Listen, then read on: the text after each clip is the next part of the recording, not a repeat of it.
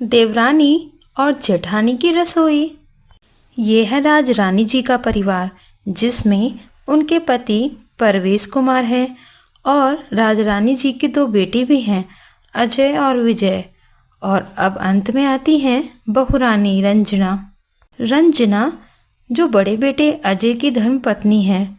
राज रानी जी बहुत शांत स्वभाव की महिला हैं, जिनके जीवन में आनंद ही आनंद है। राजरानी बहन का लड़ाई झगड़ा आदि से दूर दूर तक कोई लेन देन नहीं था, चाहे वो किसी भी परिस्थिति में हो। अरे राजरानी, अब तो तेरा सुख चैन मिटने वाला है।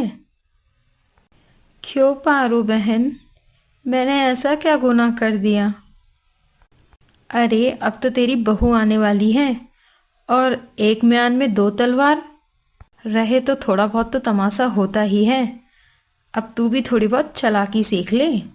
अरे जाने दो पारो बहन, कहाँ हम और कहाँ हमारी बहू। कल की लड़कियाँ, उनके साथ हमारा क्या कंपटीशन है बताओ। अरे वो बच्ची होंगी मेरे आगे। और एक बात बताओ, अपने से आधी उम्र की लड़की से क्या रेस करनी। जब हम उसे बहू बना के घर ला ही रहे हैं, तो उसे अपनापन महसूस कराना भी तो हमारा कर्तव्य है। और बहन जी, घर की सुख शांति भी अपने हाथों में होती है। और तुम देखना, बहू के आने के बाद भी घर में आनंद ही आनंद होगा। राजरानी की बात सुनकर उसकी पड़ोसन पारो का मुंह बन जाता है। देखती हूँ बहू आने पर कितना आनंद रहता है इनके घर में।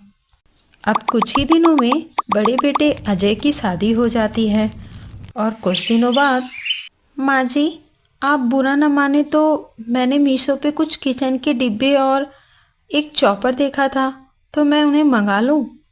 अरे बेटा, इसमें बुरा मानने वाली क्या बात है? ये रसोई और घर तेरा ही तो है।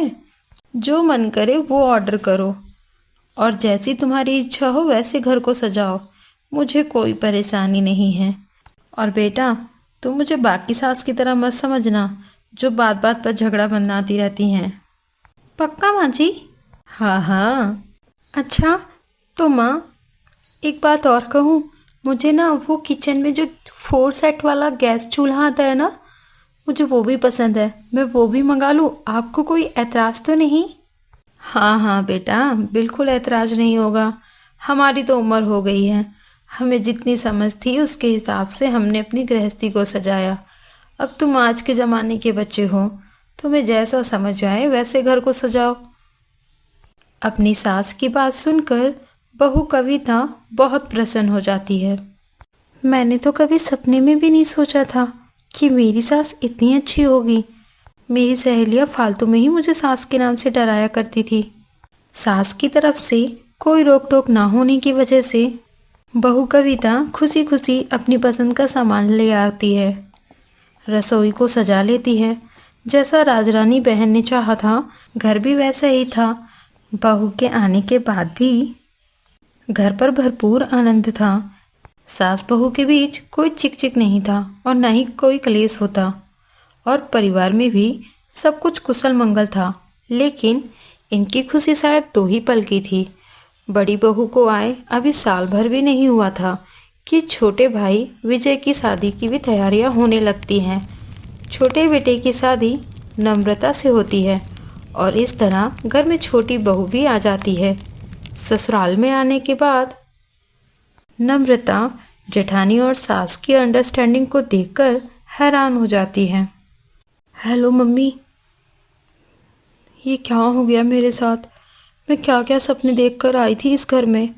मैंने तो सोचा था ससुराल में जाकर अपनी सास के मन में अपनी खास जगह बनाऊंगी।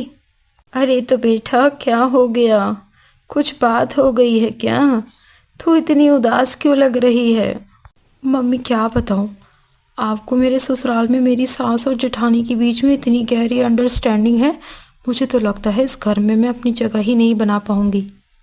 अरे बेटा, अगर किसी से आगे बढ़ पाना संभव ना हो तो एक और तरीका होता है। वो ये है कि खींच कर दूसरे इंसान को पीछे कर दो, तुम खुद ब खुद आगे हो जाओगी। मैं समझी नहीं मम्मी, आप क्या कहना चाह रही हैं? अरे आप जानती नहीं हो, माँ जी ने पूरे घर की सारी जिम्मेदारियाँ जेठानी जी को सौंप रखी है। अब आप ही बताओ, ऐसे में मैं कैसे बीच में घुसूं और कैसे अपनी जगह बनाऊं? बेटा बिल्कुल अपने लिए जगह बना सकती है। तुझे बस एक काम करना होगा। जो कुछ भी तेरी सेठानी कहे ना, तुझे उसका उल्टा बोलना होगा। तुझे सिर्फ और सिर्फ हर बात पे विरोध करना होगा। समझ गई मम्मा, मुझे क्या करना है। और पीछे से दोनों बहुओं में लड़ाई हो जाती है। अरे बहू, आज खाना मिलेगा या नहीं, या ऐसे ही आपस में बहस करती रहोगी? ससुर की बात सुनकर दोनों बहुओं का मुंह बन जाता है। दोनों बहुएं अपना मुंह बनाकर अपने अपने पतियों को सुनाने लगती हैं और वह कहती है कि जब तक फ्रिज उनकी पसंदीदा जगह पर नहीं रखी जाएगी तब तक वे दोनों खाना नहीं बनाएंगी। ये महायुद्ध ख़त्म नहीं होता कि अगले दिन, अरे माँ जी, वॉशिंग मशीन ख़राब हो गई है क्या? नहीं तो बेटा। तो माँ जी, वॉशिंग मशीन बाथरूम में तो है ही नहीं।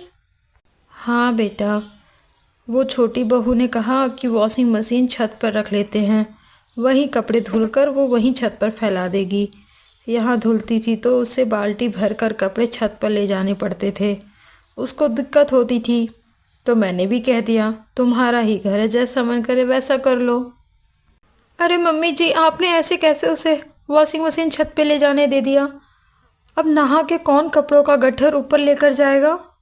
और वॉशिंग मशीन को तो मम्मी जी बाथरूम में ही रखा जाता है। माँ जी, अब नम्रता तो मेरी हर रखी चीज़ को इधर से उधर कर रही है।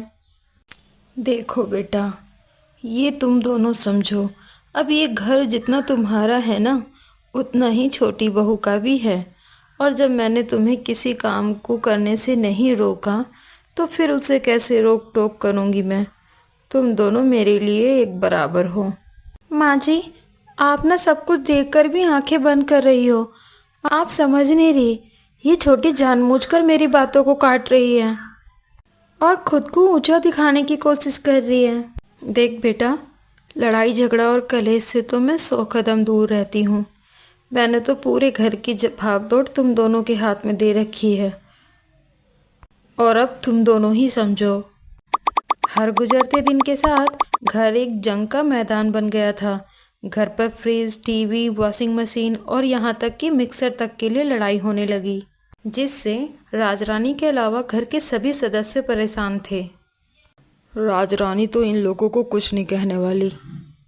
हाँ पिताजी, हम तो बहुत परेशान हो गए। टाइम पर ना तो खाना नसीब होता है ना पानी। परेशान मत हो बेटा, मैं तुम्हें इस समस्या का उपाय बताता हूँ।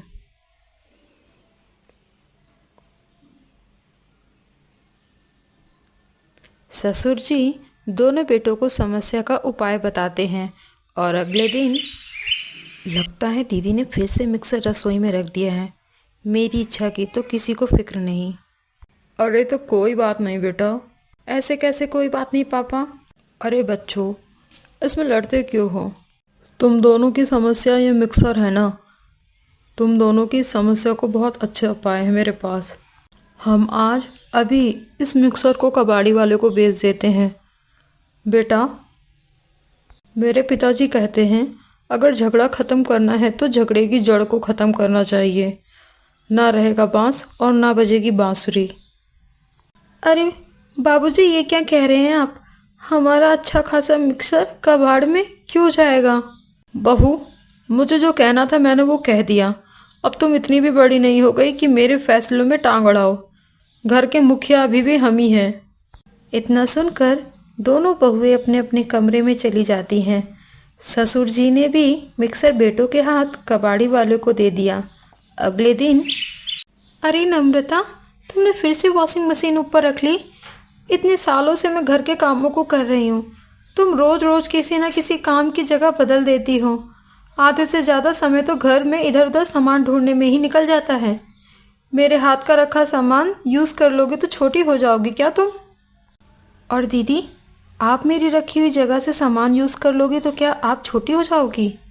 झगड़ा सुनकर ससुर जी वहाँ आ जाते हैं। अरे बेटा, अभी कल ही तो आप दोनों को बताया था, झगड़ा ख़त्म करना है तो झगड़े की जड़ को ख़त्म करना पड़ता है। बेटा अजय, जाओ ये वॉशिंग मशीन कबाड़े वालों को दे दो।